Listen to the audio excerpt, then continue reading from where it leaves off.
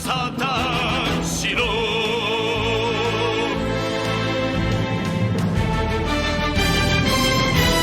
Hello, everybody, and welcome to episode 218 of the Saturn Studs podcast. I'm Kurt, joined once again this week by my irresistible co-hosts, Peter and Jake. That's right, Kurt. And this week we're coming at you with the real 420 edition of the cast on this, the 4th of July, 2020. We're gonna Blaze it for America. blaze it for America's right, and we will be irresistible to your ears as we are coming at you live from, I don't know, someplace patriotic. Heartland America. Heartland, USA. Right in the center of good old Deerlock in Wisconsin. wash your hands through the whale after you just shoveled some shit of your cows and you're going to throw some hay to your horses. I don't know. What do farmers do? Gotta What bail up that hay. He was a rancher. He was a farm rancher. He was a good guy. He was a good old Democratic guy. We watched Irresistible this week, and you just reminded me that that is a small thing that was inaccurate about this movie. Well, not inaccurate, because he's not a farmer. He's like a colonel who, I guess he does farming, but like there was no big ol' industrial fucking Iowa farm where it's just like where your job is a mechanic, and you're just like sitting there, you're working on your giant John Deere rig, and you run through like 1,000 acres of fucking corn, and that's your day. I guess all they needed, all they needed Put to a do was podcast on the cab of your giant ass fucking super machine. He's You a dairy roll farmer. down. Is that what he is? A dairy Well, that's farmer? fair. Or cow farmer? I don't know what he does. Cow farmer? That would be a dairy cow- farmer. Yeah, cow farmer. I'm going to farm some Well, cows. the farmer and the cowman should be friends. One man likes to milk the cow, the other man likes to push a plow. There's no reason why they can't be friends. The cow catcher on the plow. And I didn't see a dog. Everybody knows a farmer has a dog to wrangle in the sheep He or had whatnot. two dogs in the beginning. Oh, yeah, that's right. He did have two dogs. They attacked Steve Carell's character. I watched this like twice. I should have remembered. But they never made another appearance. That might explain why I got to this thing at 2 a.m. I had to watch Hamilton, okay? That is a 3-hour experience. Is it? Jesus Christ. Yeah, 2 Alrighty. hours, 40 minutes, I think, maybe. Somewhere around there. That's a lot. Well, there's a lot to get into today. We got some. This won't be a 3-hour experience. Well, hopefully not. If we fuck around forever, then it might be. But before we get into Trey Watch, we once again would like to ask everyone to check out a show for one of the friends of the program here. Once again, this week it will be Central Florida Film Review. It's a podcast by a friend of the show, Josh Harover, that uses the power of audio to bring films to life in ways you don't typically see in the podcast format. Since the last time we came to you with them, they have produced 8 new episodes. The most recent one talking about The Last Jedi, and he's upgraded his equipment. The show sounds a lot nicer now. Not that it was terrible before, but it sounds professional now, and he is actually offering a new service to other small businesses. For just $20, you can get a professionally recorded and produced advertisement uploaded to all the relevant social media platforms that you could ever want. He will take a script you give him, he'll record it, he'll polish up the audio, he'll put it on your social medias for you, and it's only $20, which, as far as advertising goes, pretty reasonable. You can contact him via email, joshua.harrover, 2 R's, Harrover. That will also be in the description of this episode, at gmail.com, or on Facebook and Instagram, presumably under the name Joshua Harrover. All right, so now let's get into our trailer roundup segment. And we have some trailers to talk about here on Trey Watch today. Man, it feels good to be, Do we? to be back into the trailer season when they're releasing shit now. Yeah. I mean, some of these are repeats, but I don't care. It's new stuff. Some of these. We have a brand new trailer for a brand new movie on a brand new streaming service. That's right. Who doesn't want to talk about American Pickle? Fresh out of the brine, ladies and gentlemen. We've been covering this story for weeks. It's been developing. We've had our eyes on it. It's fine. The trailer's finally broken. I feel like we broke the news first that this movie was happening. Got a Saturn Studs exclusive. Breaking news. Burr, burr, burr. Yeah, let's talk about this trailer. So Seth Rogen plays an Irishman alongside Seth Rogen. He was doing some variety of accent. Yeah, he was trying his best. It really reminds me of funny Eastern European accent. Reminds me a lot of like Futurama, except instead of 1,000 years or whatever, it's 100 years. Yeah, and I guess both of those take their homage from Rip Van Winkle, who was the original. Oh yeah, I fell asleep for a long time and woke up displaced out of time. Yeah, sort of story. Except he falls into a vat of brine, which definitely would preserve you. Yeah, all that salt. The science on this is solid. You would definitely not drown before. Now, the trailer is very interesting because it sort of pushes different elements of the story than what I imagine is the main thrust of the short story, and that's they spent a lot of time talking about modern day Greenbaum's parents and how they're gone, which wasn't. I don't remember that being a huge element in the short story. They also make the modern-day Greenbaum family member less of a dick. They really could have upped the dickage. Well, I mean, they cast Seth Rogen, and I think they felt like that just had them covered in that department. He's got that natural dick persona. He's got natural you just dick look at vibes. Seth Rogen, and you're like, yeah, he's a dick. Now, they didn't... I don't think they put all the jokes in the trailer, which is a good thing here. Because there are a lot of... yes, that is a good thing because there were not many quality jokes in the trailer. Yeah, because Ivan or Igor or whatever is what was the old Greenbaum's name? I don't know. The guy from it's Seth Rogen with beard. Yeah, Beard Rogen. He in the story he has a couple long ass rants that are actually pretty funny, where the young guy is he's talking about oh, I fucking broke my nail or whatever. He's like, yes, I remember. We were in pickle factory. I remember man getting his entrails ripped out. I dream every night of him screaming to me for help. I understand.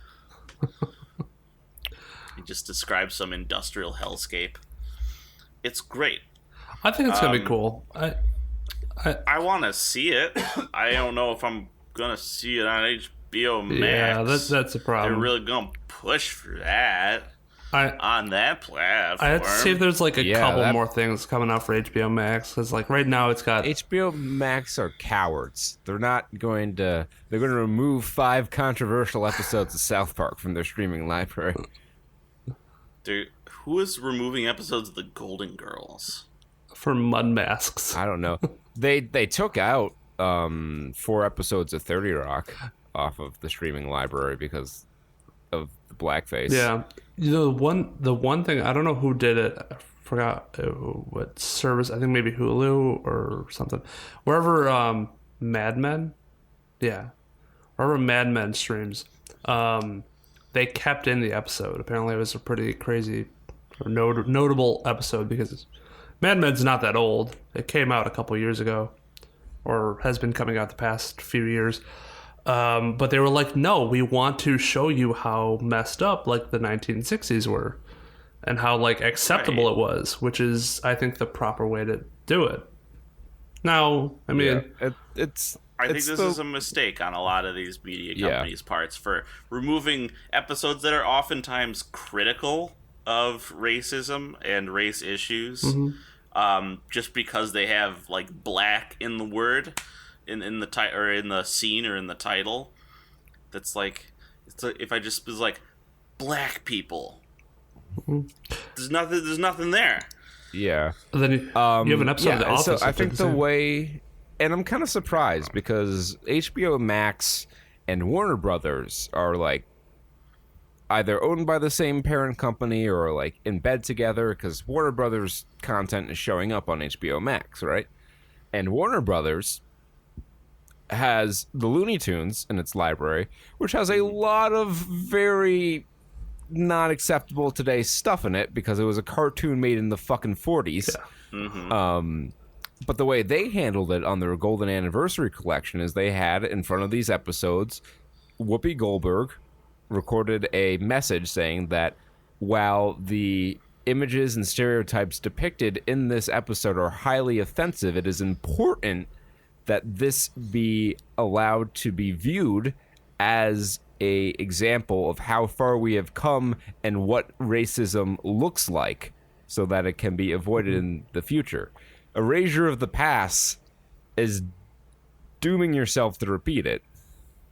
Right. Yeah, and especially if it's criticism of your worst sides. Like, I'm thinking of 30 Rock. You told me this right now. I have to. I don't know what episodes they removed, but I can't imagine that I can think of two where the head characters are Tina Fey and Alec Baldwin would so blindly stumble into a pitfall like that. I don't know.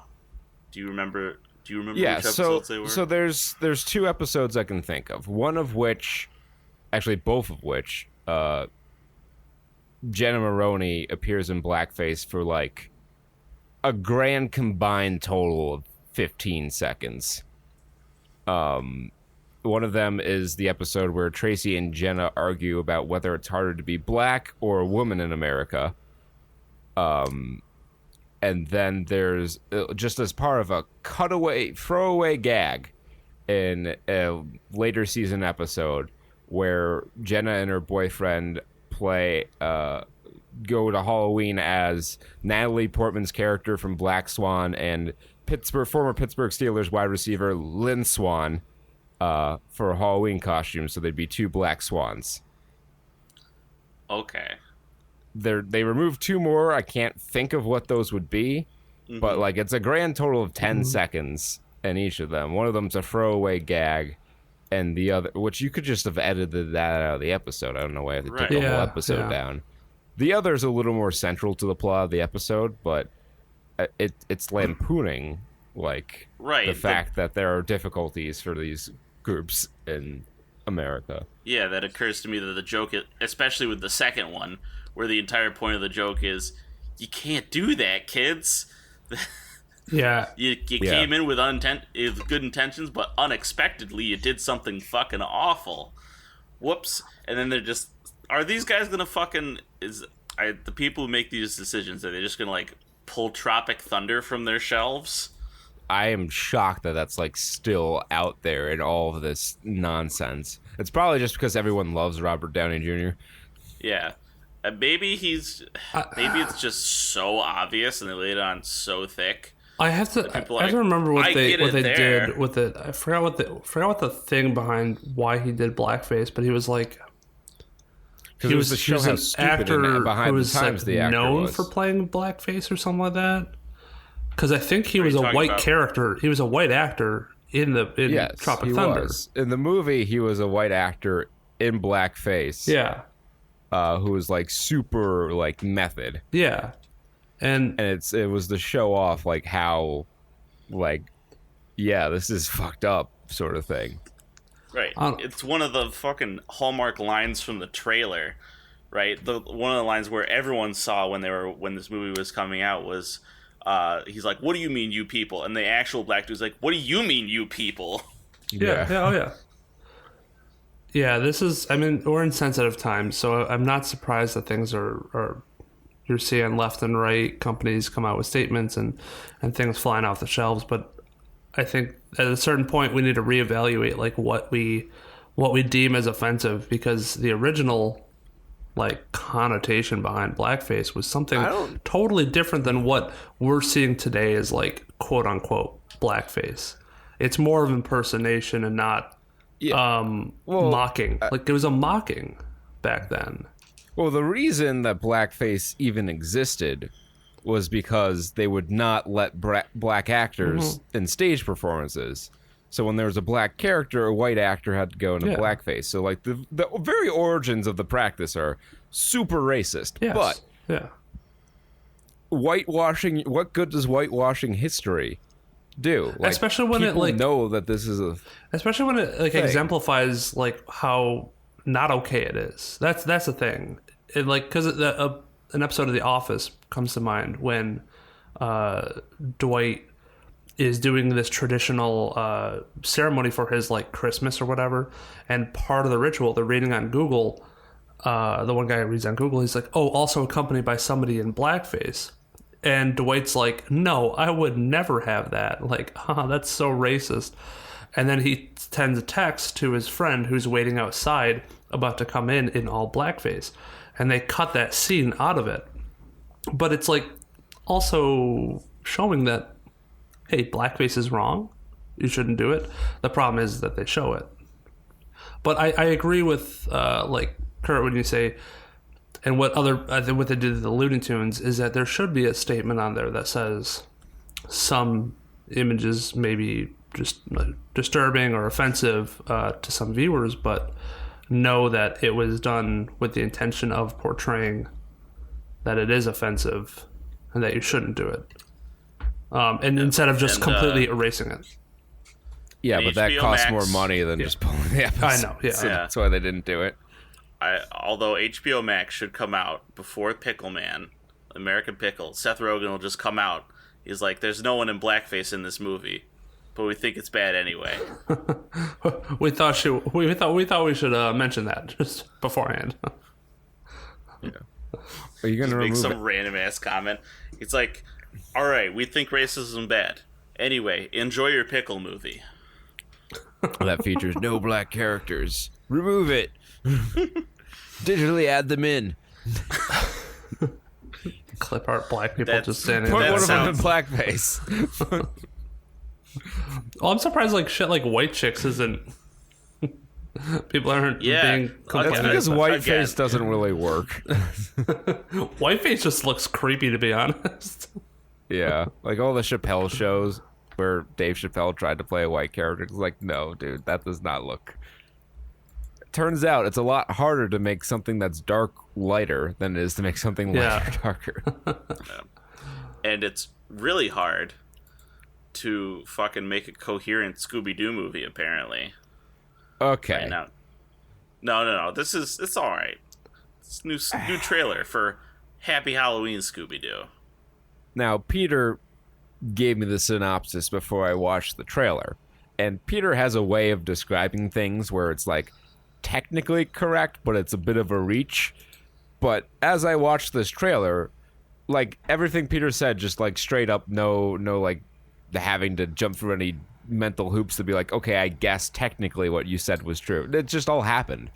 Elvira is throwing a Halloween parade that is interrupted by Jonathan Crane, a.k.a. the Scarecrow, the same one from Batman. Who escaped from Arkham Asylum. And so Scooby-Doo and the Mystery Gang have to contact Bill Nye the Science Guy to hook them up with a futuristic mystery machine equipped with laser weapons so that they can fight the Scarecrow in what is being called the first Halloween Scooby-Doo adventure ever, which is not true. There's been like 4. This is not a new idea. Do you really think you're the first ones who are like, oh, Scooby-Doo, they solve spooky mysteries. Halloween, spooky time of the year. Let's put that together. No one's ever done that before. It's happened. It's happened plenty of times. You know what they're probably doing? They're probably doing semantics. They're like, well, this is the first time our team and our animators have done one for this version of Scooby-Doo. Semantics. I don't know. I don't know what kind of BS they're pulling.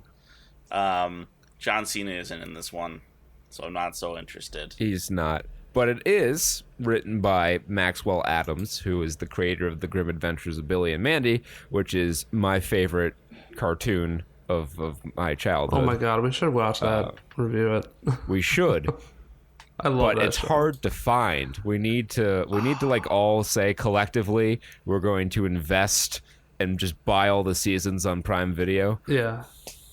So we can have it and preserve it forever.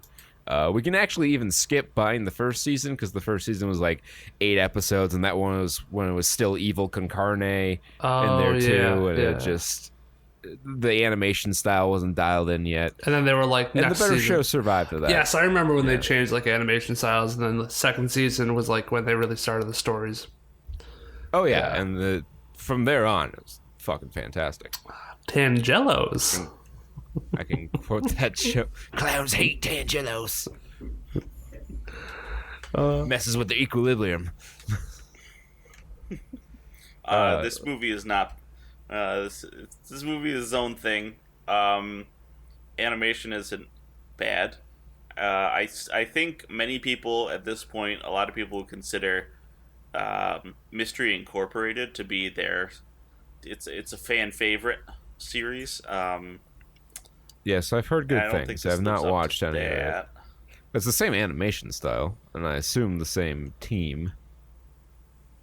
But you know, it is just crazy. I'm sure they got fucking a directive from Warner Brothers being like, okay, we need to incorporate these properties into the Scooby-Doo movie, and the writers were like, this, I guess. I don't think anyone should ever be ashamed of shoehorning in cameos by people into Scooby-Doo. I'm actually gonna look, because Bill Nye makes me think that they also probably did one with NDT. Scooby-Doo, Neil deGrasse Tyson. I can hear Fred saying Neil deGrasse Tyson in my head right now. Surprised. So Neil deGrasse Tyson? That's true. He was, I believe, in Scooby-Doo and Guess Who. Right. Let's see. Was he... Oh, he was in Zoolander too? Oh. Who, Neil deGrasse Tyson? Anyway. What the fuck? Yeah. Why? Speaking of beloved Jim childhood. Gaffigan was... Jim Gaffigan played Jim Gaffigan in an episode of Scooby-Doo Guess Who. I think I remember that. Look at this. We got Ricky Gervais, Wanda Sykes. These are all people playing themselves in this TV show. I mean, there's a long history.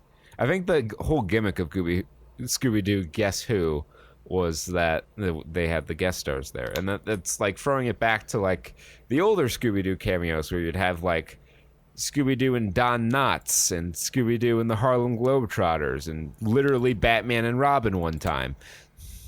It's like The Simpsons. You know you've made it when you get a Simpsons character and a Scooby-Doo character animated for you, and then you voice them. Mm-hmm.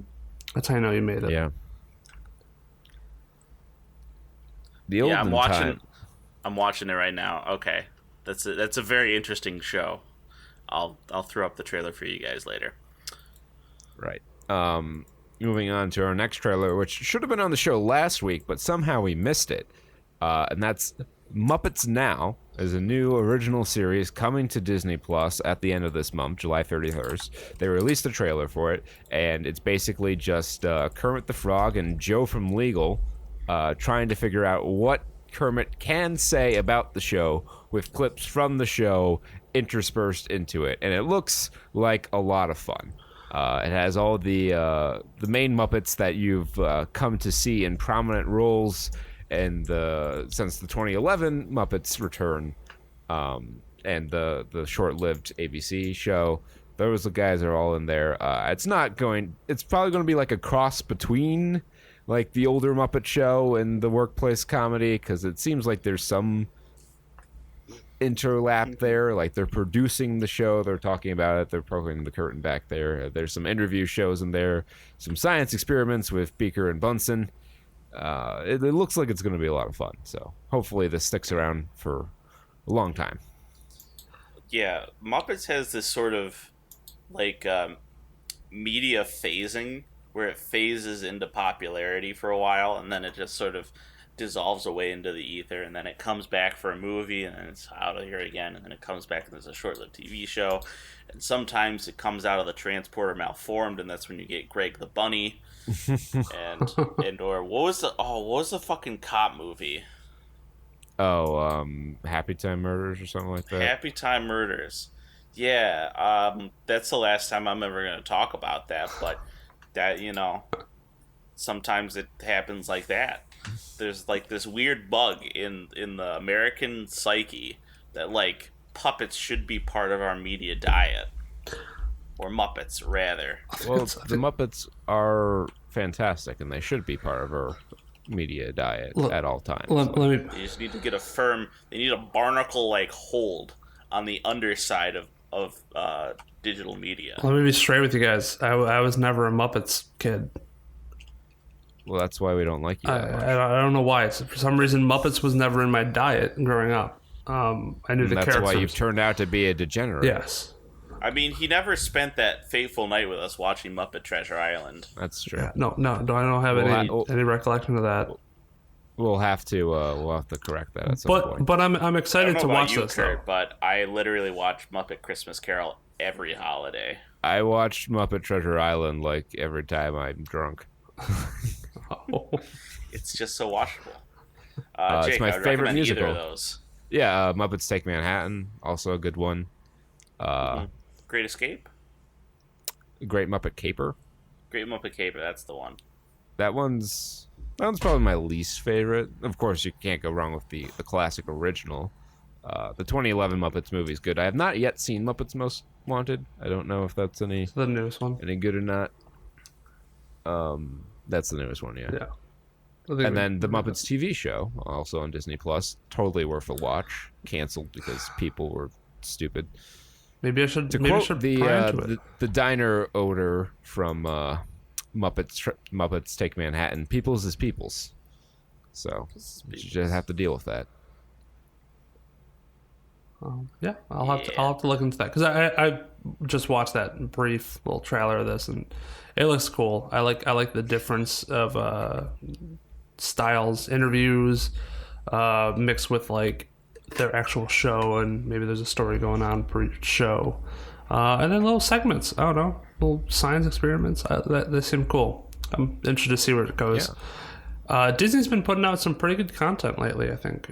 So yeah, I think the service was a little bare once you got past all your nostalgia watches. Yeah. But now they've got some good stuff coming. They have, and they honestly have stuff for like any feeling that if you don't want to watch like any sort of movie, you want to feel good about something. They have something where they have like an animal show now where they go into like how dogs are important in like random jobs. I forgot what it's called exactly, but they have like, oh, this dog, grows up with a cheetah and helps it play and stuff like that. Or, they just took the dogs with jobs subreddit and turned it into a TV show. Yeah, I think so. Yeah, okay. Because there's a dog that literally sniffs out like whale poop. Mm-hmm. And it's like the one I like the most. Sorry, go ahead.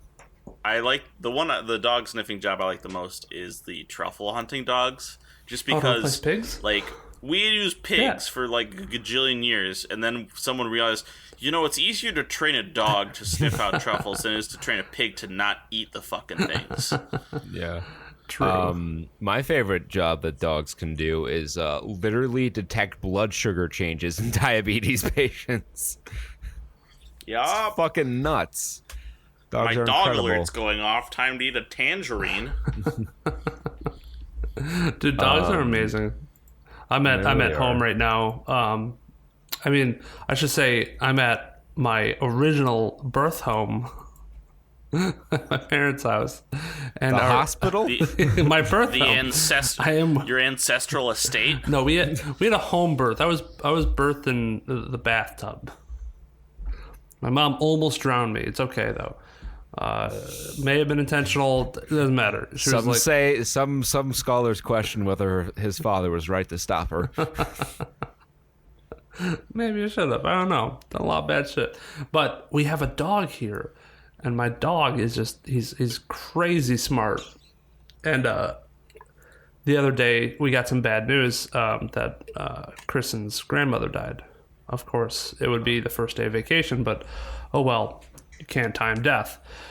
But like within minutes of us finding out, my dog came right over to her specifically and was like, "Take my affection, take my paw," and she was like pretty visibly upset.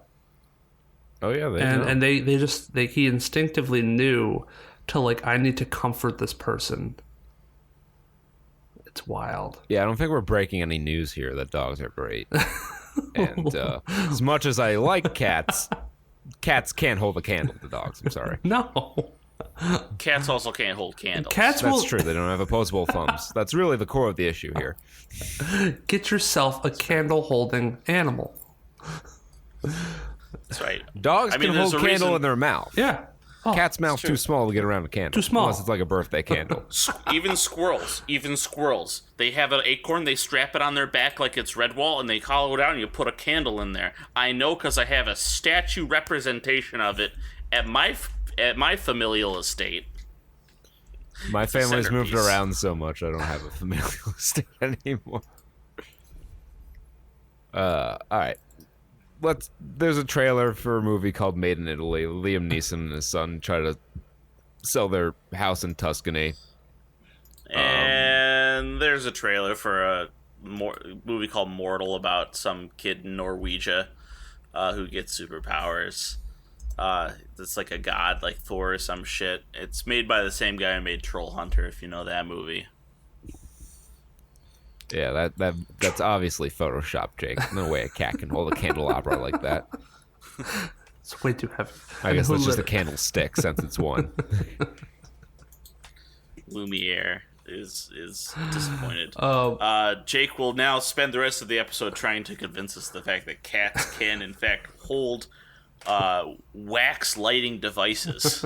I'm going to write a scientific paper and submit it to Cats do your master's Anonymous. thesis on that. Yeah, yeah, exactly. Let's make the caveat of without causing harm to the cat. Because you can make anything hold a candle if you melt the wax on it. Cat the yacht. I'm just going I know. I'm choosing to pretend that was never said and discuss the tax collector, where Shia LaBeouf plays a gangster collecting enforcer in the barrio That's weird. of Los Angeles. George Lopez is in this movie. Mm-hmm. And it goes sideways. Another gang's up and coming. They don't want to pay the toll, and so they kidnap his family. Like, what power does he have over these gangs? Usually these are like protection rackets or enforcement rackets. Is he like a corrupt like tax man who like keeps their finances on the down low in exchange for a little hush money? I think he's just like the big gangster, and like if all the other gangs want to do their business in this area, they gotta pay money to him. It's like alms to the king sort of deal. Well, that's wild because like he does it all himself. Yeah, I know. He like doesn't seem to have a this structure. movie doesn't make any sense. If you have to manage more than one gang, you need your own gang to do that. Like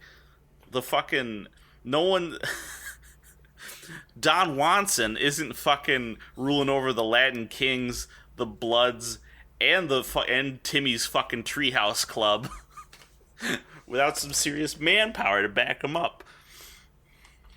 Yeah. Now that we have the tax collector, I need to see the Freddy versus Jason crossover of the tax collector versus the accountant. The accountant, yeah.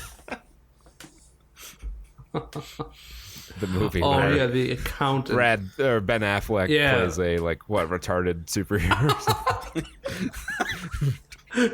To put it bluntly, yeah, pretty much. he's like an autistic, sniper. Yeah, like assassin guy, Secret agent, yeah. and his accounting firm is a money laundering. His accounting firm and the rest of the businesses on that strip were a money laundering firm for like his payments to do hit jobs. But he was also really good at math. So I don't think Shia LaBeouf can't let Goodwill. He can't leave Goodwill Hunting alone. He can't accept the fact that that wasn't him. we need now we need a fucking the third movie to complete this triangle is the CPA, the Carnage Punishment Assassinator. The what's his Titus Uno. Sort of CPA. Oh no, we need the fiduciary. Got a fiduciary responsibility to kick your ass. I'm trying to think of notarized. I need someone to notarize this death. Thank you. I was. That's exactly what I was thinking. I was thinking of like, what's the fucking person that just stamps stuff? Did That's you know their job? that you can take the notary class and get your notary license for free? I have been wanting to do it for a while. It's basically because all a notary does is literally he looks at you and he's like, all right, you're actually Kurt, you're actually Jake, and you're both signing this as Kurt and Jake. Cool, gotcha. Yeah. I was here to see this Notarize. Notarize. Don't hypnotize, notarize. Literally the only media mention of notaries that I've ever seen was in Pain and Gain. Oh, well, then you should watch The Leak, because there's an entire episode where the character Taco becomes a notary. Yeah. I remember that one. Yeah. That's where I pull that line from. Don't hypnotize, notarize. Which I don't think was actually one of the things he said, but he made a lot of rhymes like that. I wish they came back with League. League was really, really funny. I think it overstayed its welcome in the last two seasons. I think it was time for the show to end. I wish they could redo some of those seasons and bring back that spark that it had, because it was funny. It was a little repetitive after a while. It was like, how many times can you just like, oh, new season's happening, let's shit talk each other. And it got raunchier and raunchier as time went on. I think they kind of lost their original comedy. They leaned into the outliers a little much. Yeah. Anyway, we've got this box office to report on, and boy howdy, is it sad. We have fewer movies than we did last week. Once again, Becky rising to the top spot, back at number 1 after being number 3 last week with $83,000 in 17 theaters. Followed, making $77,000 in 41 theaters, down 3 theaters from the previous week. The Wretched in third, up from 4th, with $39,000 in 97 theaters. That's only $408 per theater. Oh my god, that's a lot of theaters. It is its 9th week as well. Infamous, asking the now famous question, how far would go to be famous? Would you kill for it? $36,500 in 9 theaters. That actually did pretty fucking good business. That did the 3rd best business of any movie here per theater, when you normalize. Yeah. The number 1 though is Stardog and Turbo Cat, bringing in $23,300 in 4 theaters for $5,800 per theater. Jeez. Miss Juneteenth down in 6th, $17K. Max Winslow, House of Secrets, remains in 7th, but increases 114.3% to $6,500. The Trip to Greece also seeing a 49% surge and being picked up by 8 more theaters, brought in a still rather paltry $1,000 for $94 per theater. You know what? I'm actually surprised that some of these numbers are so low for like how many theaters are in, because I would have expected like drive-ins to be open. Yeah, but at the same time, not a lot of new movies are being released. Yeah. So like the drive-ins can be open, but there are very few drive-ins in America. Like upstate New York is like the golden fucking last refuge of drive-in theaters in the entire country. Maybe I should look into see how many drive-ins there actually are across the U.S. because I feel like in a lot of states there should have been a lot more. I don't know, but maybe there's just not a lot of real estate. At the Malta drive-in, they used to do this. They don't do this anymore. But they still do show like during intermission all the like retro commercials that visit the snack bar. It's awesome. Yeah, it's cool. But they used to, before the movies, play this like very cinematic, not really a trailer, but like this cinematic like short film showing all the drive-in theaters across the country being closed down as their popularity faded in like the 70s and 80s. And it was really sad, and it's like, oh no. But yeah, there's not a whole lot left. Because my mom is currently in the process of canceling a drive-in movie theater owner, and it's pretty interesting because I know there's not a whole lot left. Yeah, the Transcendence opened in 10th for $358, and Sex in the Future bringing in $94 in one theater. If you keen among the returning listeners will notice that we did not name a spotlight film, and that's because for the first time in follow-up history, we don't have a movie on here with enough reviews to fit our spotlight requirement that we haven't talked about. So, for the first time in history, we're actually going to do a spotlight film on a movie that we ourselves reviewed. It'll be the movie we reviewed last week, in fact, and that's Artemis Fowl. And I, for one, am highly intrigued to see what the 10-star reviews for this movie are going to be like. And I guess we're going to leap right into this here with actually one of the more helpful 5-star reviews. The movie was amazing. Do space T, compare it to the books, and you and your children will love it too! ! From Lisa Sharp 1081. Submitted June 13th, 2020. I did not read the books because I can't read, but I did watch the movie and loved it! I hope they make more! Also, any of you who haven't figured out the book series turned into a movie will never compare to the books.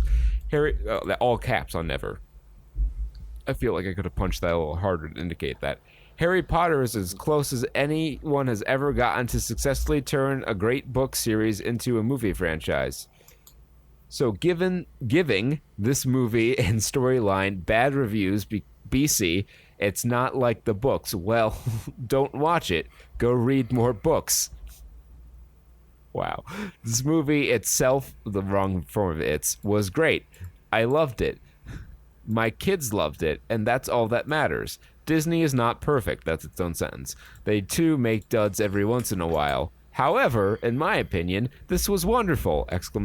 Remember, it's for the kids, and I guarantee you, quote-unquote, most children will love this movie too. Adults, will go watch something more adult. Quit crying and ruining a good movie because it's not what, quote-unquote, you thinking should be. Good job, Disney. I hope to see more Artemis Fowl movies. 25 out of 64 found that helpful. Oh my god. Okay. So just scrolling through some of the 1-stars. There's a lot of these. So, we haven't.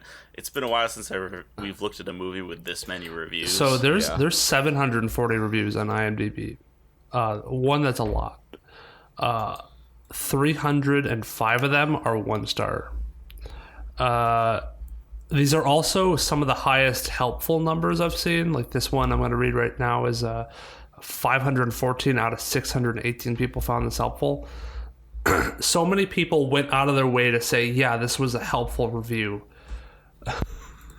Because of how awful this is. Okay, I'll just jump right into it. 1 out of 10. One of the worst films I've ever seen by Middleton Jack.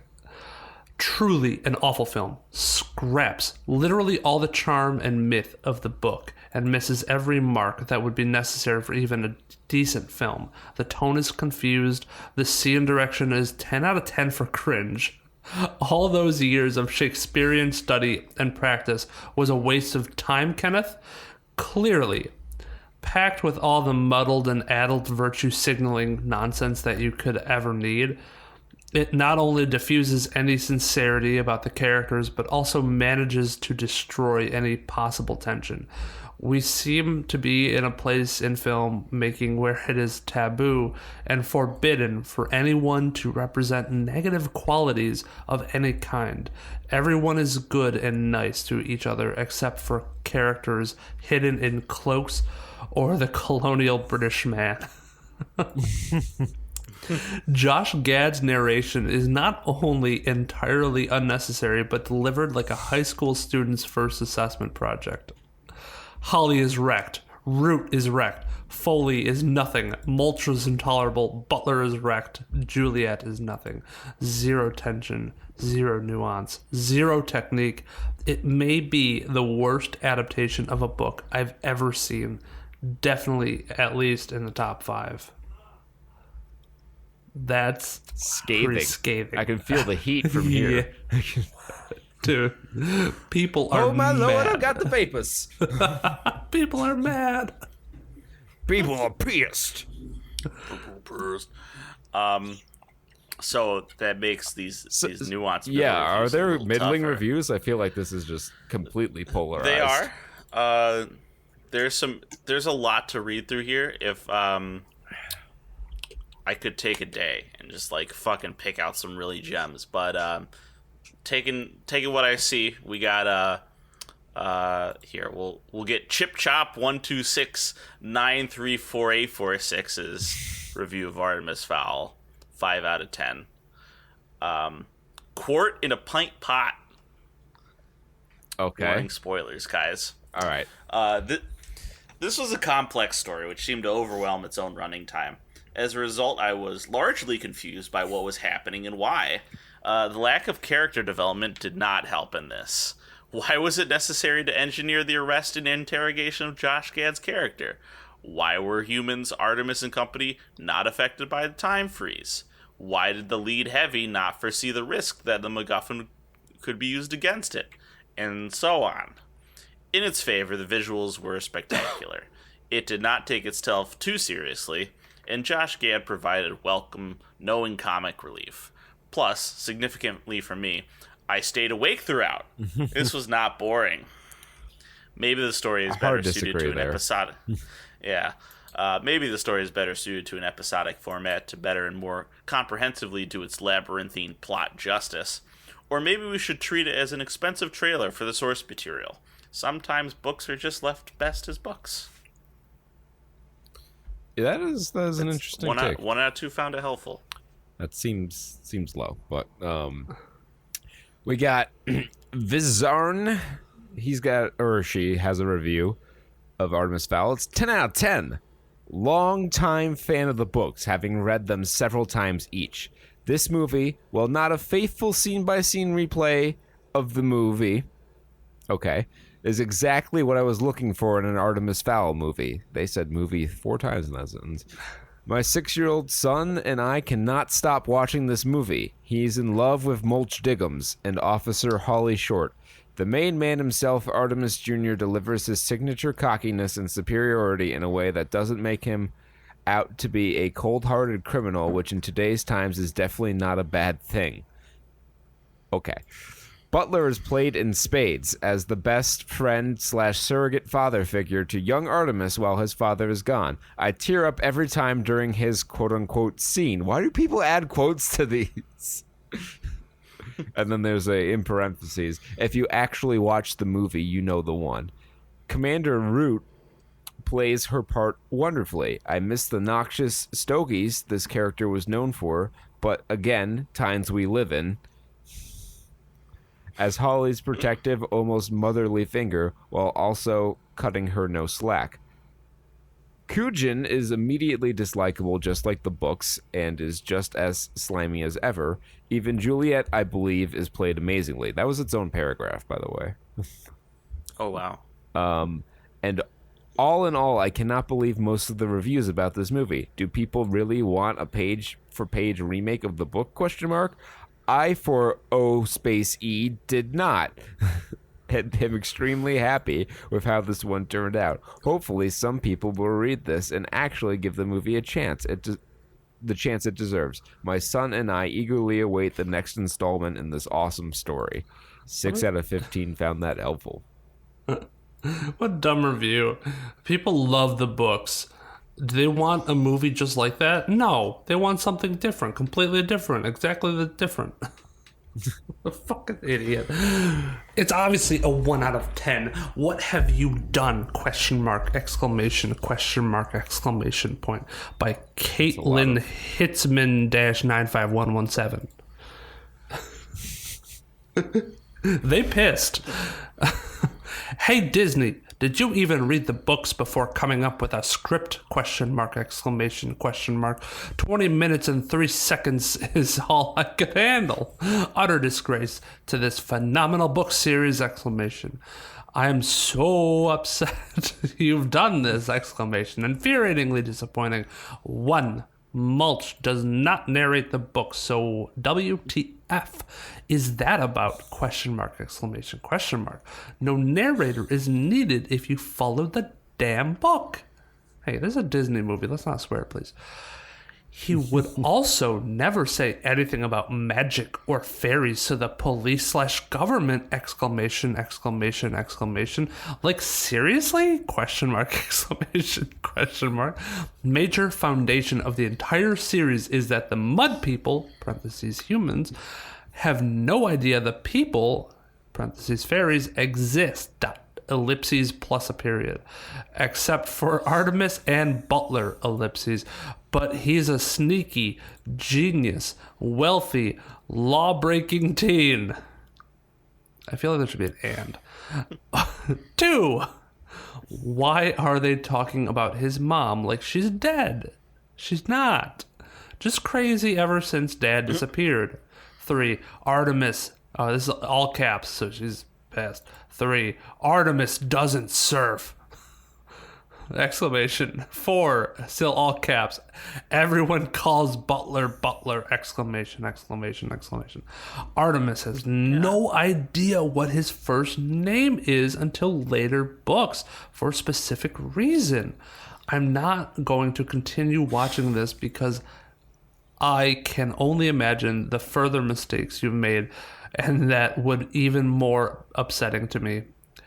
I've been a fan of the series for years now. Breaks my heart. You ruined the Percy Jackson books by Richard Riordan as well. Nothing nice to say. You wasted your money making this horrific nightmare. Did you even include Ian Colfer? Question mark, exclamation. They did. 263 out of 337 found that helpful. I honestly forgot they made Percy Jackson movies. Yeah, apparently That's they did awful. not do that well. Well, I'm sure they didn't do that well. I remember watching the trailer. I read the first 3 Percy Jackson books and I liked them well enough. I just never got my hands on the 4th book and forgot that I enjoyed them. And now I'm probably too old to really enjoy them that much. Yeah. Shout out to my boy Jet Jordan for his succinct and effective review of this. 4 out of 10 found this helpful with a 4 out of 10. Titled, Huh? Nothing happened.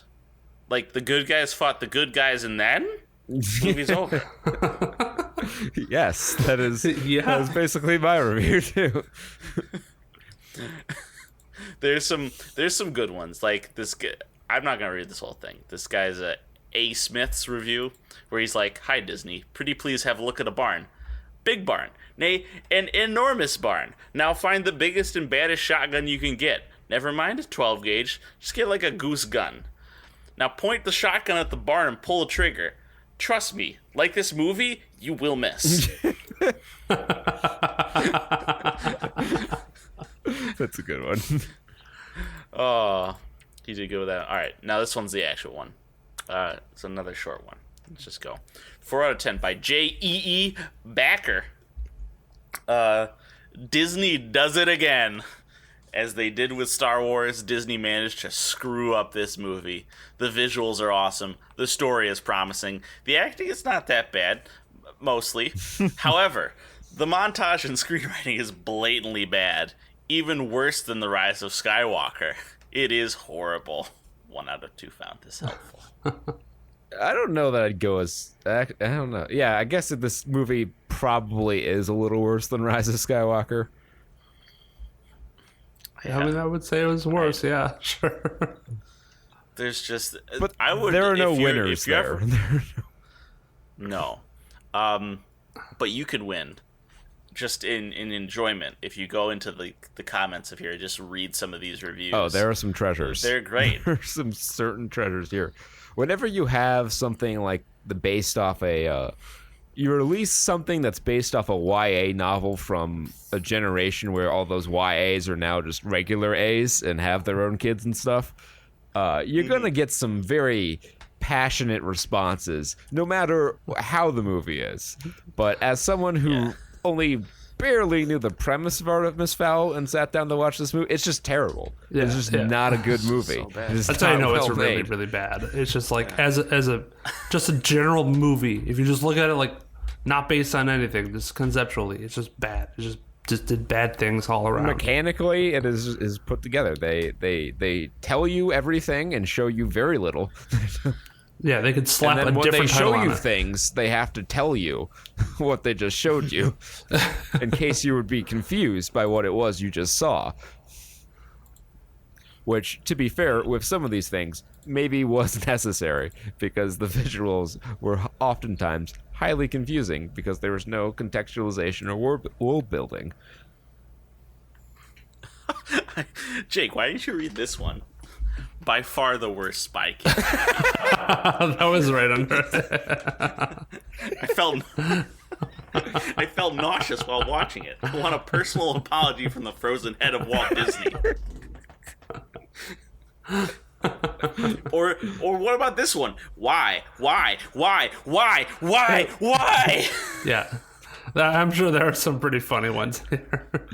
Oh, God. All right. The scathing ones are pretty intense. I wanted to see what some that was a good one. Holy shit. All right, let's talk. Put it away. Otherwise, I'll be stuck there forever. Yeah, let's talk some gaming news. Discord is removing its gaming-centric branding, but nothing else about the software is changing. Oh, okay. So this is news, apparently. I mean, what are they raised $100 million. They're going to change their branding up to just be a generic chat app, which is, functionally how it is used. Yeah. And to my knowledge, no features or really design language changes are coming. So, thanks. Cool, you guys. did it.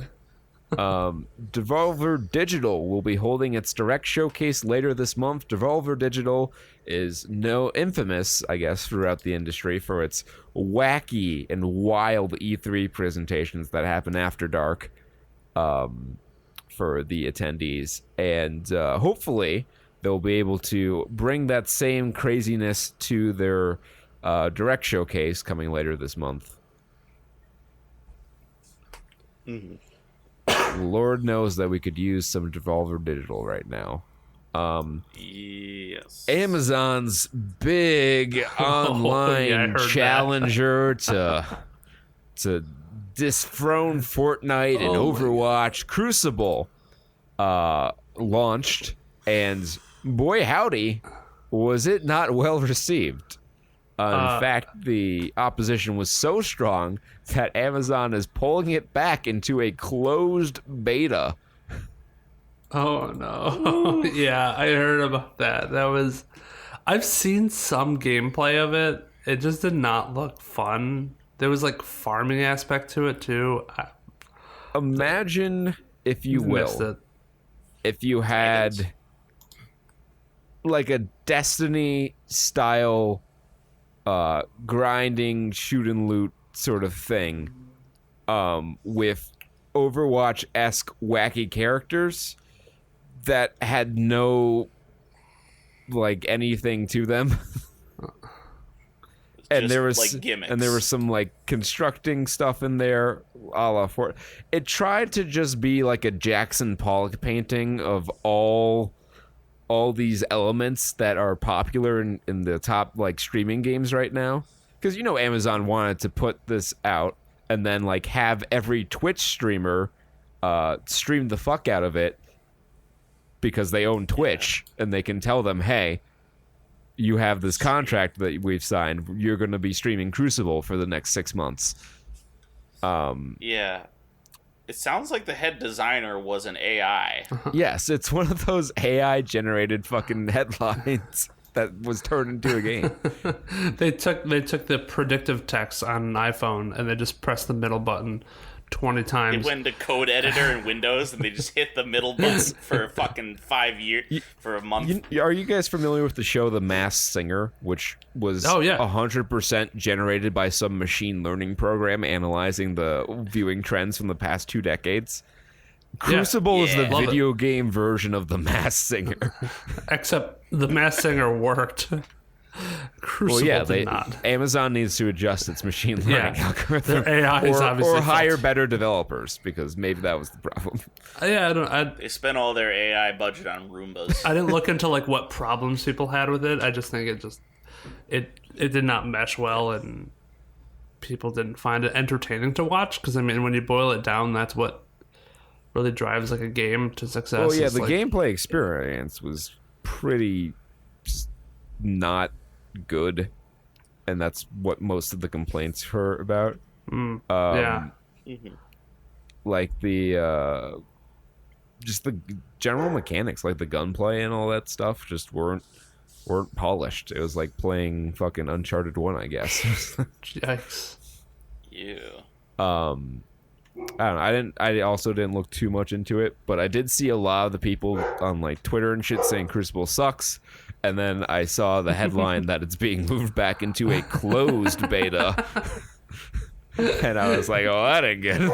Yeah, that was a cool headline to read. I was like, oh shit. Dropped on Steam, then instantly removed. Just like, oh, just kidding. Oh, it wasn't ready. Oh, no. Someone hit the button. He's been fired. Xbox is holding a week-long Summer Games Fest demo event with demos for over 60 games. So the Games Radar subheadline here by Alyssa Merchant says, this July it will be like E3 on your couch. So E3. Yeah.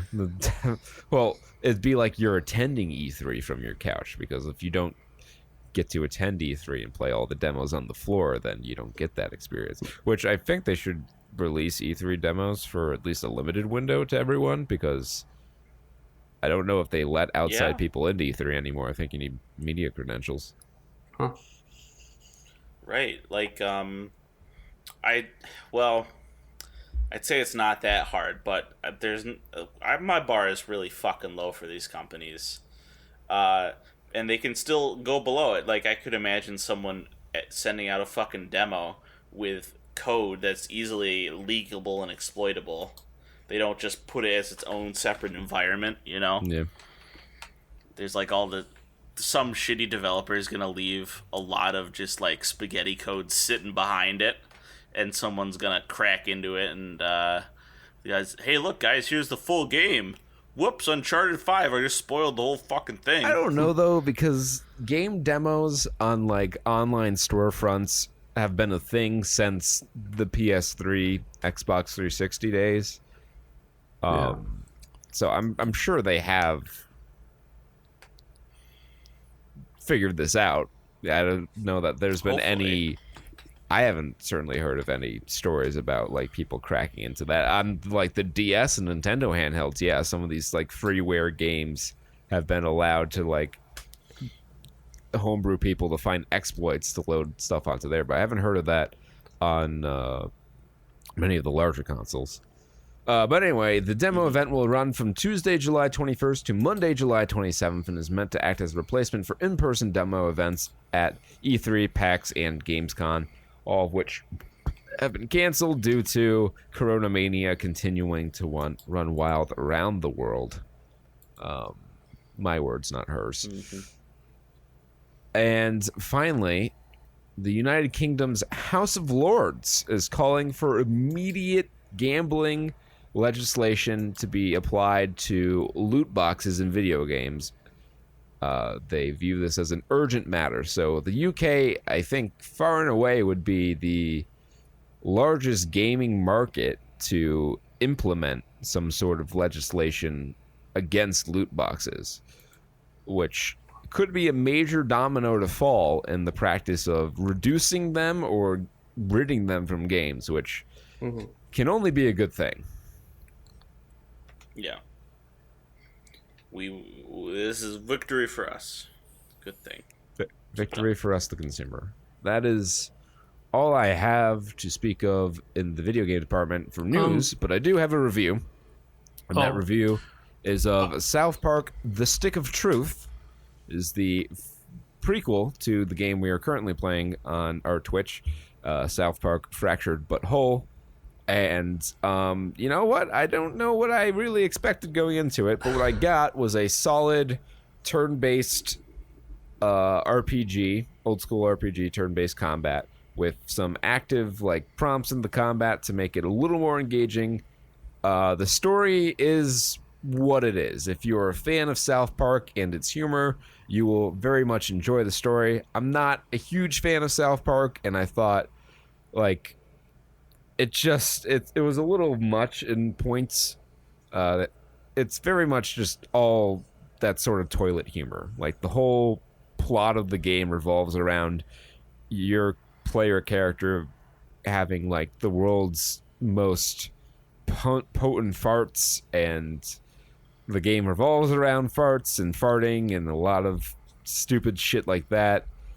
It gets kind of crazy with all the toilet humor, but there are some generally clever moments, as you would expect from a South Park game, and the gameplay and quest systems and level progressions and classes all are quite fully realized. The meta of the game is pretty easy to crack. You just need to find a weapon that can apply bleeding, and then a weapon augment that can apply burning, and basically you don't ever actually have to do any damage to one of the bosses. They will just die to their bleeding, except towards the end there are a couple enemies that are immune to bleeding, which are fucking annoying as hell to deal with, but never mind that. But overall, yeah, it's a solid old school RPG almost. I really liked the section where you go to Canada, because they have it's like a fucking Oregon Trail-esque map with the Canadian national anthem playing in chiptune in the background.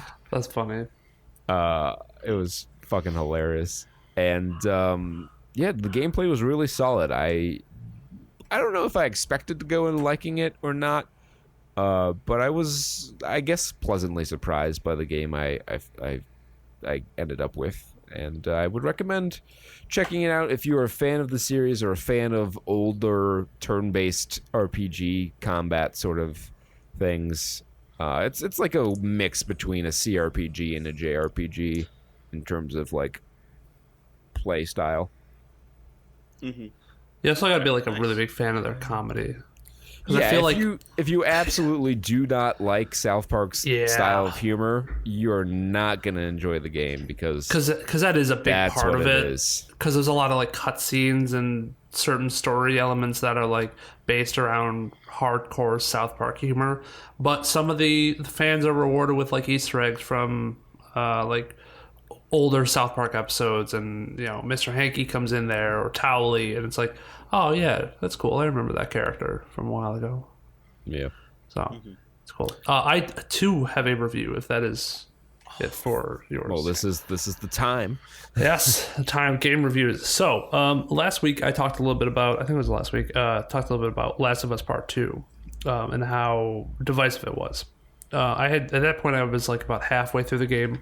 And he urged every reviewer to have played through the game before making the review. Well, and I didn't know if there was And I wasn't giving it my full review at that point. I was just like, hey, give it a chance, because at that point I was wondering if people were just flooding it with like quick reviews that are just hating on it because it's different than the first one a little bit. But the more when you play into it more and you do finish it, it has a lot of like really serious issues to it, just as like on a game level. But I'll get some of the positive things out first. I mean, talk about on the PS4 right now, because obviously PS5 doesn't exist yet. It is probably one of the best looking games you can get on the PS4, and it runs so well. There is very, very, very few, if not any. No, there is some. I did see something. There was like a minor graphical glitches, but you had to look for it. But it runs extremely smooth. The combat's usually smooth. The AI, I've heard mixed things about other people's experience. I thought they were really dumb, but there are certain elements of them that are really smart, how they flank you and force you to play differently. And I think that changes with your difficulty level, because you could be literally strangling somebody in front of another enemy and they wouldn't see you. But I think if you were to increase the difficulty, they probably would react a little bit faster. So maybe that is something that changes. Gameplay is like the same thing as Last of Us 1. So nothing really innovative that they brought to the table. But if you liked Last of Us 1, you're going to like the part 2 and all the action that it brings you. The gameplay, at least, right? Yeah, the gameplay. If you didn't mind it, the only problem is, the one thing I've heard is that it gets a little bit boring faster than the first one did. Just because you've already played it like that, and it's like, all right, well, you can only strangle a zombie so many times and stab it in the neck. They bring 1 or 2 new weapons, if any, to that. So the story is okay.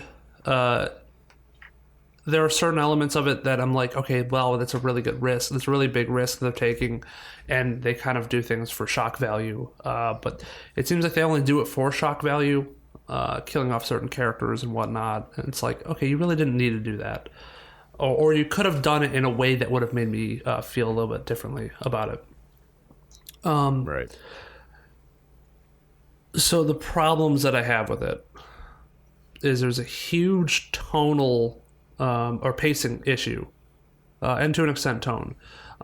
You play this game for so long, and you get to this climax, and as soon as you get to that climax, the game forces you to go back in time literally and do something else, and it takes you so out of the game. Easy fix to that, I can think off the top of my head, just flip-flop them, because there are 2 storylines that are supposed to interconnect, that are supposed to intersect, and you play as those. Similar to how Halo 2 did it, similar to how Halo 5 did it. And one of those things that also did that too. Where, well, it was kind of like there was some flashing back too, where like you're playing as Geralt, but you're looking for Ciri. And so every now and then there will be a section where you have to play as Ciri, going through her story of what happened, which is kind of like in the recent past, but still like you're going back a little bit. They're running mostly concurrently, and you get that sense. And I feel like from the sounds of it, it sounds like they could have done that, and it would have been better. Yes, all I would have wanted was like play as the other character, flip flop it more. Or do flashbacks, a little bit more flip-flop. And then at that way, we both get to the same climax at the same time, and then it's like non-stop end of the game action from there. And they didn't do that. And I was like, wait, we have to start all over again? So it takes you completely out of the game. It takes you out of the story. And then the game does some really... I didn't mind it, but then... I read some reviews and they kind of put it to me a different way. And I guess it makes sense, is that it's very manipulative on like trying to make you feel for certain characters. Like it forces you to play with a dog, so you're like, it humanizes that person, and it's like, oh yeah, I get to play with this dog. This is a really nice character. They have a love story that's kind of like out of place. So I guess as a sequel, Last of Us 2 really drops the ball. As a game by itself, it has some pretty glaring issues that are really hard to overlook. And I don't know if I can give it a pass or give it that great of a score because of it, to be quite honest. All right. Well, but your review seems in line with a lot of the negative reviews that I read about it for the show last week. Mm-hmm. So, while there is a subsection of the criticism that is mostly focused on the inclusion of the LGBT characters and whatnot, that is from my experience at least, a smaller subsection, and a lot of the negative reviews are more reflective of what you're saying, Jake. Yeah, that there were issues with the pacing of the story and all that. Mm-hmm. All right. Did you have Hylix? I do. This is a fucking triple treat, kids, because everyone here had a video game review. All right. Hylix 2, boys, by Mason Lindroth. All right. Now, my game selection in the past has been wild. I'm the one that brought Slay the Spire to the studs. I gush endlessly about Xenocrisis. I talked a lot about Hylix 1. And now we have Hylix 2, which I totally ran through. So, in this playable MTV ad, you play as the crew gets together, battle against the evil force, and prevent the reconstitution of Lord Gibulus as Wayne, Dedosmon, Samsnosa, and Pangorma. Walk through a wonderful claymation hellscape and fight against various enemies. Unleash spells like Poramor Bleb, Nematode Interface, and Lightning. Who could forget Tube Steak Manifold? Tube Steak Manifold, of course. Who could remember? Who could forget? No, this game is a visual treat. It's an audio treat. Soundtrack by Chuck Salamone, or Chuck Salamone. He goes wild on the tracks. It's lovely. Basically, this takes everything that Hylix 1 was and fleshes it out, makes it a little more accessible, I would say. It tones down the weirdness a little bit. It actually recontextualizes a lot of the shit in the first game into a cohesive, actual sort of story, which is wild, because the first one really did not have that. I would actually recommend that you play this one first, and then go play Hylix 1 if you're really interested. Because Hylix 1, you just go through the whole world, and you're just doing stuff. You're like, what am I doing here? This is weird. This is, but what I'm trying to say is this is a normie game, and Mason Lindroth sold out. No, I would say this is like the gateway. You play this game. It's a traditional. So you play this game, then you go play Hylix 1, and then you go play the rest of his whole collection, because he has a whole stream of games which are just way out there. This game is an RPG. It has 3D platforming and 2D platforming and dungeon crawling. It's got a lot of shit in it. I will say there is a definitive line between the art part of the game and the game part of the game, because when you're fighting an enemy, it's like classic RPG Maker RPG battles, right, which is not bad. I like that style. You were talking about in Stick of Truth how you can completely just raffle stomp your enemies with status effects. And I will say that Hylix has it's a really well-balanced game, Hylix 2, because it's also a lot of status-based combat. You can inflict status effects like burning and leaking and dissolute and umbilical cord. Okay. But you have some status effects, and the status effects you get are never the ones that can like lock enemies in. You don't get to make enemies indisposed, but enemies can make you indisposed. And then you're at the final level, and you have a fully stocked team, but they put you all indisposed, and then you get wombo comboed, and it takes 10 minutes, and you can't move, and all your guys die. And then you go, and you die. Not speaking from experience at all. No, of course. I'm not good at platformers, so the platforming sections were a little rough for me, but they were never. This game is never like it never roadblocks you. You know, I find it funny that you mentioned you're not good at platformers, because I also am not good at conventional platformers, and we both played a lot of Sonic as a kid, so I'm thinking that if you play Sonic, it ruins you for other platformers. It very well could be. In sum, I would recommend this game to you and to Jake. It's very, like I said, it's very accessible. Download it. It is. I clocked in at 7.5 hours for the campaign. It's reasonable. That's with getting some of the secrets, and it's about $15. But this isn't an experience that you're going to get anywhere else. Like, this is a unique, lovely thing. The graphics are crisp, clean, just out of this world fantastic. It's worth it. Is there replay value to it? Now that's the thing. I don't know. I would say that there is some. It's not crazy, but there is some. My question, so if it's like a 7-hour campaign, do you feel there's sufficient cause to do a second playthrough of the campaign? Because that would be right about $1 per hour.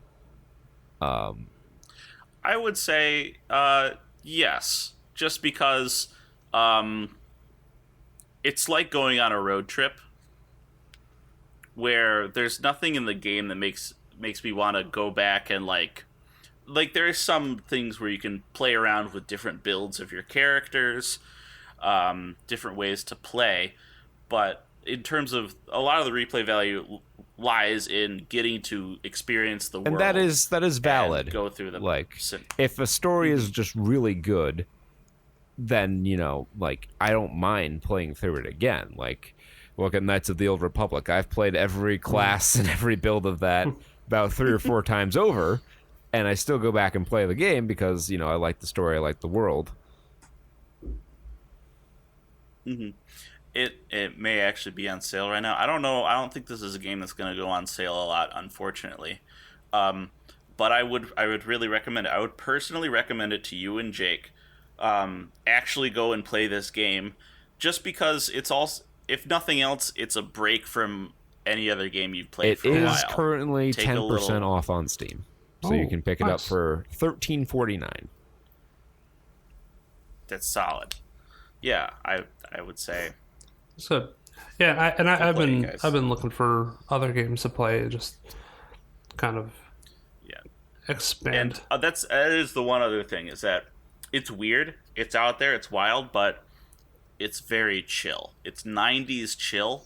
If you're looking to just like really zone out and just play a game for a while, like I would recommend anyone who's on the fence look up.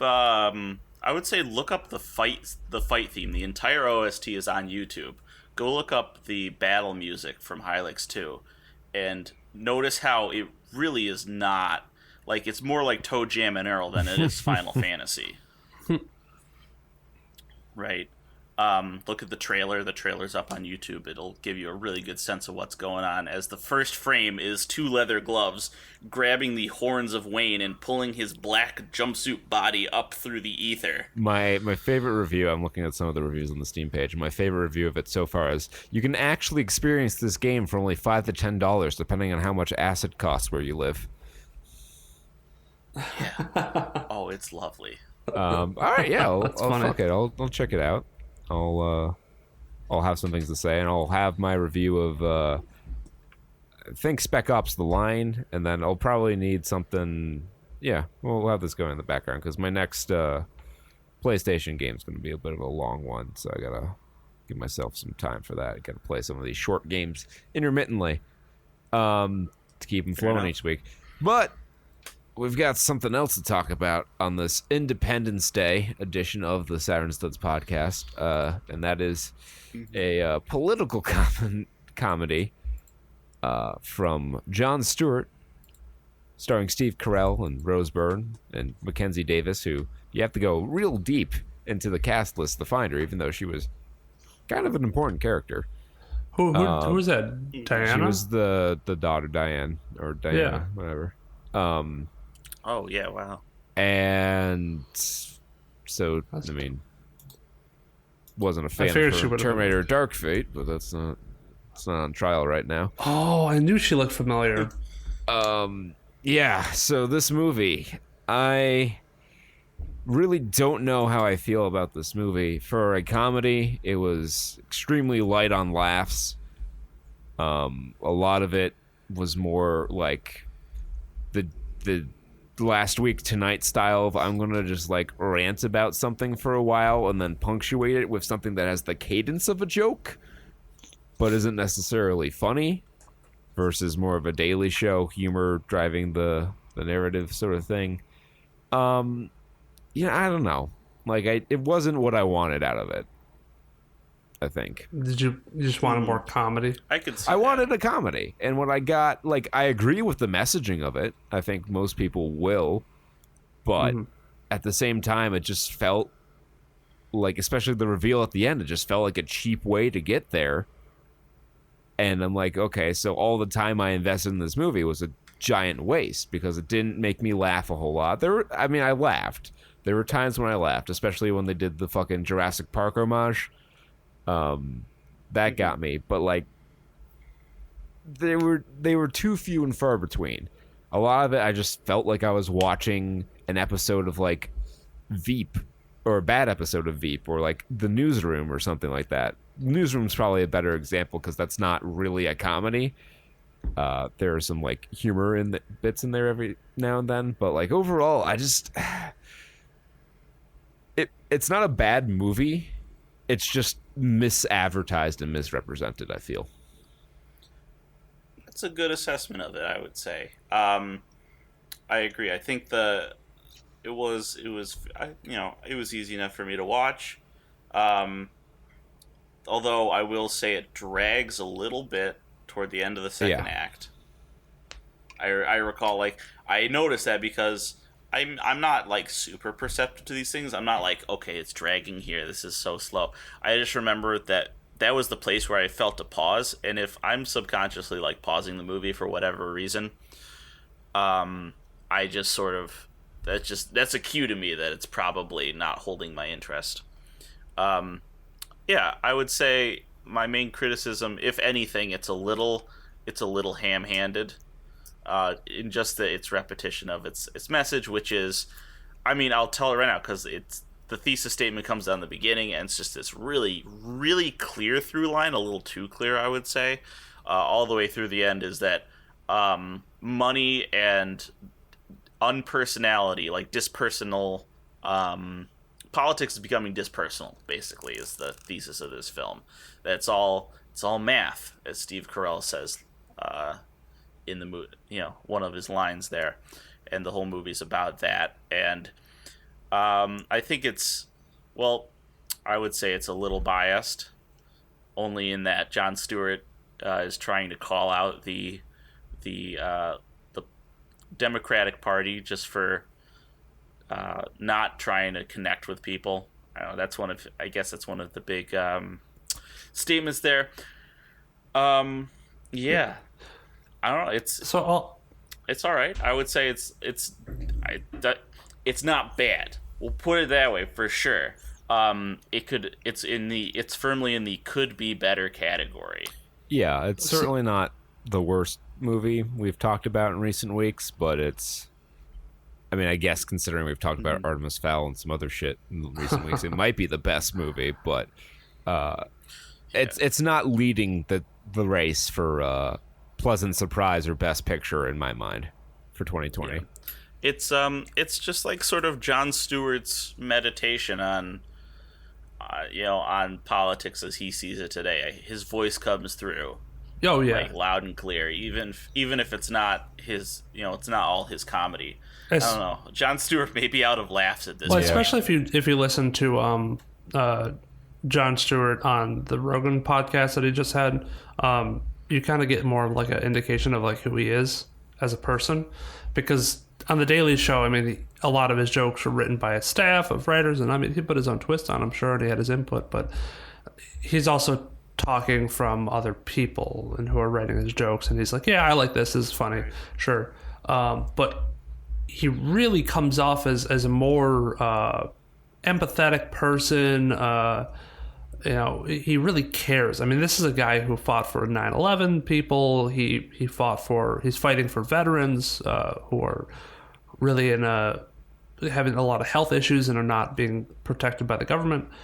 And even that, I mean, Jon Stewart has a farm of sheep and goats and pigs, and I don't know if he has any cows, but the farm is from he rescues what are they, like not slaughterhouse, but like these industrial farm animals that have been genetically modified to where they can't hold their own weight, or the chickens like breasts are super big and they can't even carry themselves around.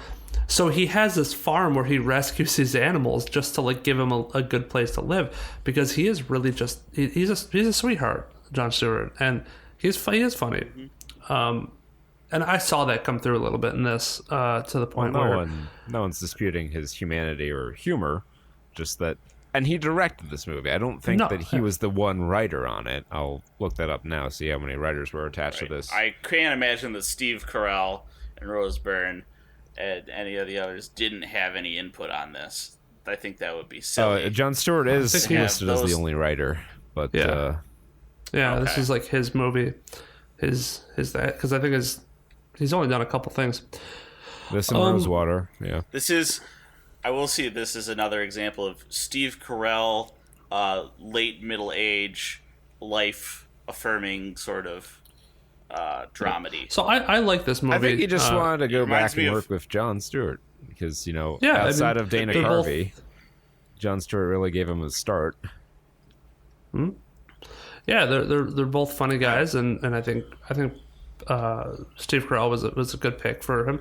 A little odd just because I've seen him in other things, and I have to kind of like suspend that disbelief to an extent. But I think he did a very good job. And he does a very good job of not being likable. Yeah.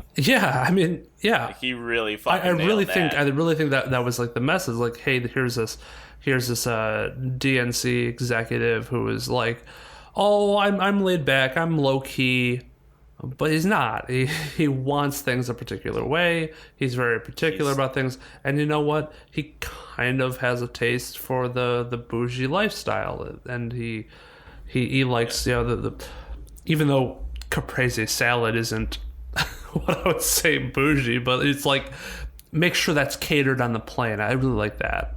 It was like, could you get that for me? But really, he's saying, give me that caprese salad. But I don't want to seem like a stiff. Yeah, I've seen those guys where they are, high-strung, prissy, sort of all the worst, the embodiment of the worst traits that that kind of folk likes to think they don't have.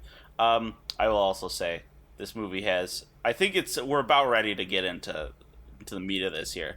I will say if there are a couple scenes which he really gives the actors room to like have an acting scene. It's time for me to have an acting scene, and the one scene I think of is where the Colonel. We'll talk about this during the spoilers, but in general, the Colonel has to make a speech to a bunch of donors for his campaign. And I really like that scene. They let who is the actor on Cooper. that? Oh, Chris Cooper. Yeah, they let Chris Cooper just really like, here, do your acting thing. Time to go. Yeah. And he just sort of lets loose on that, and that scene stood out to me. So yeah, I guess I would recommend this movie. Just know that you're not going into. It's not like it was weird for me to see satirical... Chris Cooper in a more serious role, because the only thing else I'd seen him in was he was the bad guy in the 2011 Muppets movie. He was Tex Richmond. Yes, text rich. Yeah, movie's worth seeing. I think if it's, I mean, compared to the other stuff we've been watching, if you're starved, if you really are starved for stuff, I'm not saying this is the only scrap of content on the plate here in Corona times, but this is certainly like. I'll put it like watch. this. I wouldn't pay to see this movie. I wouldn't pay full price. I'd say wait for it to be like a lower price rental or just like free on Prime or something like that. Because I don't know how long they're going to charge for this, but I don't think it's worth $20 to see, personally. No, I think this is a good $10 movie. If you're going to buy it on DVD for $10 and add it to your collection on your shelf, that's where I think this movie belongs. We did get Redbox. 3 viewings out of it for 48 hours, so yeah, we squeezed the juice out of it. For it. Yeah, but like I'm saying, for like someone else, like wait for it to be on Redbox. No, or something. support Jon Stewart. He needs the money. Yeah, but I also want to reinforce like good directorial behavior. I think he directed it. Right. Is it all right? I think it was. It's fine. I don't know. I don't think. So I like this movie. Let's talk about it. I like this movie. Let's talk about. I compare this to like kind of like The Daily Show, where like it's kind of boring to sit there and just talk about certain aspects of politics. I mean, would you like to sit through a mundane movie where it talks about how crappy and how hypocritical the DNC is, or I mean, that's kind of what this movie was. Yeah, but it lightened it up with comedy in it. It tried to. I don't think it succeeded in many places. I think you missed some of the comedy, but it's okay. I think there was a lot of comedy in it that was like, okay, they had all the different ethnicities at the DNC desk, and they were like holding hands, and that was a funny moment when they're like, we have to stand together. And it may not be your normal like set up punchline, haha, oh, what a funny joke. It was like a observation Are you trying of the DNC to that was funny. Suggest that I didn't miss those things, Jake. I just didn't think they were funny. Well, it was very dry. Yeah. That's my opinion on this. A lot of the stuff was very dry, very just like, we're gonna put it in. And a lot of it seemed like sort of vignettes. Like that's why I think the Daily Show sort of voice came through really well on it, really strongly, is because a lot of it was like, here's the scene where they discuss like old donors who are too rich for their own good or whatever, and we're in spoilers right now. Like I'm speaking specifically of the fucking robo donors. That was one of the funny parts of the movie. Like the few genuine laughs that got out of me, because he comes in, they're doing the Jurassic Park thing with the glass of water on the table shaking, and then they have the fucking sing-songy robot voice that no one can really understand, and then he just fucking rises from the dead and has a fever dream, and then he dies like 3 seconds Elections later. Are hell. Like that was. The movie could have done with more humor like that, I feel. Like, there were a lot of dry bits, and there were things that were funny, like, let's not have all the black cows in the center, he's running as a moderate. Like, there were laughs to be had, but they were few and far between. And I think a lot of things, like, it's just like, they came across as like, okay, I get it. But they kept going back to the well for that same sort of style joke. Like, I get that, yeah, these people aren't country bumpkins, but that they're playing into what the perception of the DC elite of them is to, like, get them to keep going here. Like, I got that, like, a third of the way through the movie, but that was, like, one of the running gags they kept hitting. And after a while, I'm like, I don't know. Okay, we're done here. Yeah, diminishing returns on the same thing. I don't know. What brought me some joy was not quite a headcanon, but Jake, I'll describe this to you. This reminded me, until they did the twist, right? The way that these two, like, because Steve Carell's the Democratic candidate and Rose Byrne's playing the Republican manager, and what they're doing is they're having a proxy war between these two candidates. to help secure some nebulous goal. And it made me think of like 2 high-level warlocks in D&D who have their like one's patron is the Democratic Party, the other's patron is the fucking Republican Party, and they're having a warlock battle in this small town. Also, I would like to add that Rose Byrne's character was highly underutilized in this movie. I really thought she was going to have a bigger role in here, but they should have put Mackenzie Davis on the poster, because honestly, she had the bigger role in this movie. Like, Rose Byrne shows up about, I don't know, a third through the movie, something like that. And then she has maybe a half dozen scenes, and they're usually pretty short. I think it'd be nice to see more of like behind the scenes on the Republican, would it be RNC, Republican National Committee? It'd be cool to see like what they were thinking of at the time, to be like their strategy. Oh crap, yeah, we gotta go down there and like pump some money into it. Like, I get it. The billboard was like their introduction into it, and he was like, I know what happened.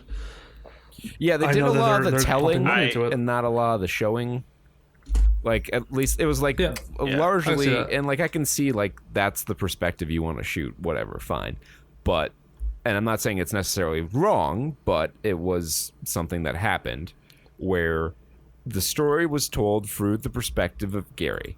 And he would say, okay, the Republicans are countering our action with their action. Let me tell you what that action is, rather than showing the Republicans putting together that strategy and launching it, which may have been like a timing thing, may have been a pacing issue. I didn't see all the film reel, but I feel like you're only showing the one side. Like, maybe that's the bigger point, but I don't know. Maybe Jon Stewart was concerned about dipping into that RNC because maybe his experience was more with the DNC, and he knows a little bit more about how they operate. So dipping into the criticisms of the RNC, because I think what's nice about this is like Jon Stewart's very democratic, and obviously, and it's basically him saying, hey, my own party has its really big faults. So maybe he thought if he hammered the RNC a little bit more, it would have felt I'm not even saying like hammer them with criticism. I'm like saying show their war room more.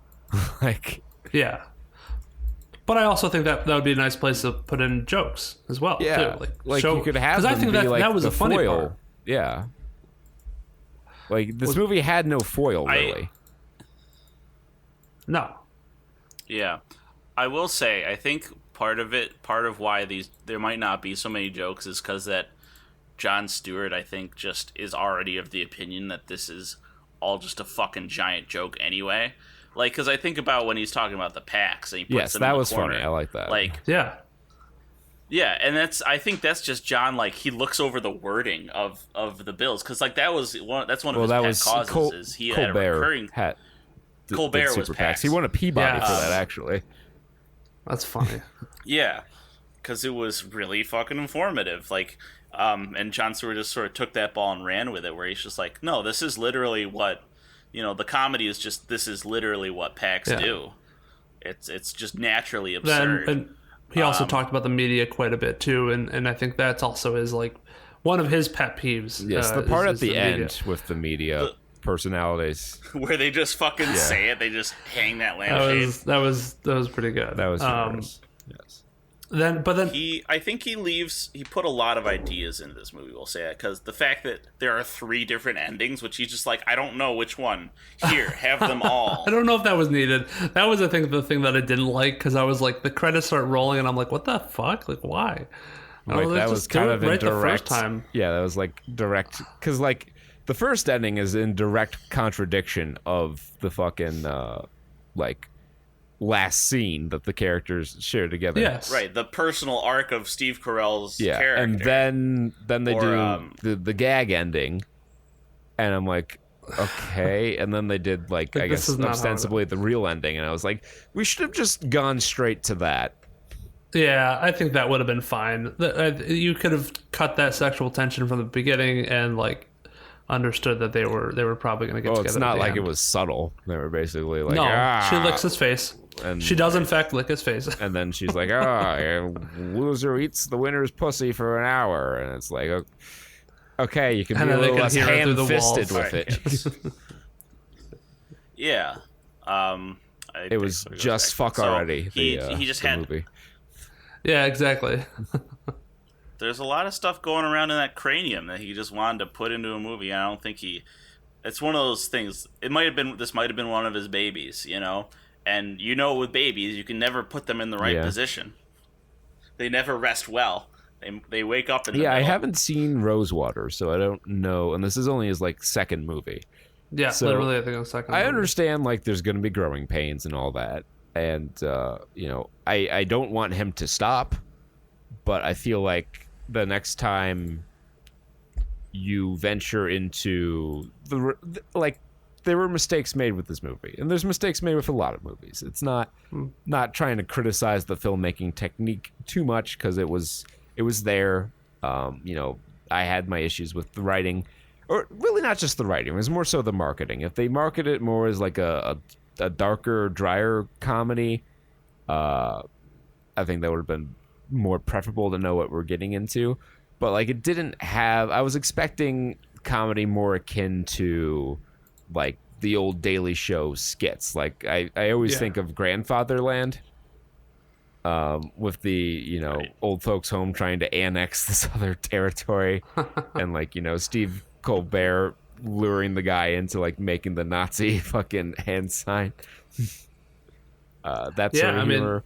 And there was some of that to be had. I just think it could have done with more, because there were times where the movie dragged because it was too much consecutive drama minutes. And I don't know if it's hard to put skits into movies too much. I'm not it saying seems there a were skit as a skit. I'm saying that I know, style but of punchline.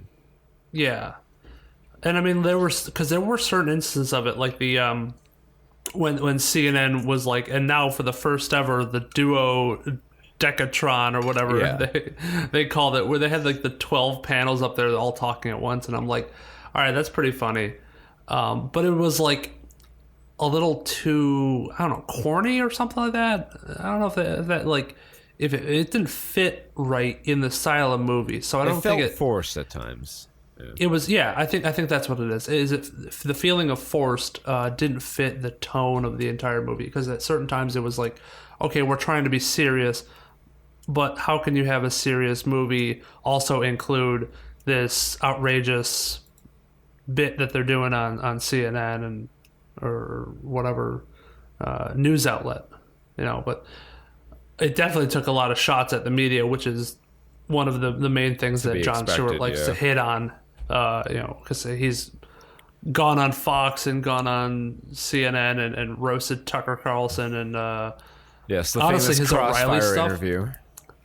His O'Reilly stuff is funny as hell. Just him and O'Reilly going back and forth, just jabbing at each other. Legendary. But they're also friendly to each other in a certain way, which is, I think because Jon Stewart's one of his favorite parts about politics. Yeah, is finding that middle ground. It's like me and my Uncle Chris. My Uncle Chris is very far right on a lot of issues, and I'm more center left. Far right. But we have a lot of commonalities in our beliefs. We're just on 6 or 7 different issues, just on the complete opposite side of the fence. And I think that's more indicative of reality than the radical tribalism that we see in politics today. Well, one of the things that I totally forgot from history, and Hamilton reminded me of it watching that last night, was that it used to be how the runner-up was the vice VP. president. Yeah, and I'm can you imagine if we had that? I could not. There's a reason they did away with that rule. Yeah. But I guess the concept of Mega gridlock. Your VP is somebody who should have a little bit different opinions than a carbon copy of you. Oh yeah, no, There were a lot of good challenge you a little policies bit. and ideas they had back then. Like when Washington said, "Don't form political parties." That was a good idea. We Yeah. didn't listen to him. Well, yeah, they did. I mean, they didn't know. We were still developing. This was a new frontier for, I would say, for political science. As one of the first like. I mean, we pretty much copied the Iroquois in the New Confederacy Age model of government. That's true. The Republic sort of convening there. But I guess I would chalk it up to they really didn't understand the implications of first past the post, because that's what a lot of researchers today are saying. Ranked choice is probably this better. stuff Yeah. is why. Right, single transferable vote. The voting system sort of it incentivizes the climate that we have today. And we're just sort of putting that all together right now, whether it was known by others before. We're discovering or rediscovering that now. So I guess what I would say is check it out if you like Jon Stewart's stuff. Don't come in ready for a bucket of laughs. Yeah. Don't come in ready Don't to be expect like the "Brr." campaign, but don't expect like Frost Nixon or what's a big political drama. I don't know any of those. Yeah, something that's very dry. And I would also say I'd wager if you know Jon Stewart and you know his stuff, I would say don't come in expecting anything new, any hot takes. That's These are some pretty readily established opinions. It certainly was. So I guess we should talk about the big reveal at the end where it was the town conspired together to funnel the money they needed into the town through this election economy. Because every 4 years they show up because Wisconsin's the swing state and they pump all this money into campaigning and they make all these promises and they go away and they don't act on them. So they took the money in and they were able to like save their high school and all that. Which, I don't know exactly what point of the movie I knew that was where it was going to come in. I think it was the dinner when he couldn't give the speech very well. I kind of figured that like, okay, there's something else going on here because he didn't really seem interested in the whole campaign and he didn't seem like he was the candidate they thought he was throughout the movie, and I found that odd. So like this I don't think I got the twist exactly, but it didn't come as a surprise to me. You know what? I just put this together right now. Probably how this whole movie came about is John was reading Pack stuff. He was reading Pack literature. And he came across this scenario. He came across some of the loopholes, and he's like, "What if someone did this? What if someone bamboozled an entire fucking huge campaign system and fleeced him out of a shit ton of money, and never produced a political result because of it? And it's all legal." I feel like that was the germ from which this movie. I feel like that, or he was just shooting the shit one night, and drinking with Stephen Colbert or some of his other political friends, and just like, what if, man? What if they did this? Hey, that'd be a good idea for a movie. I mean, yeah, as a takedown of like the current campaign finance system, I think it functions quite well as that. It was just not what I expected or necessarily wanted from this movie.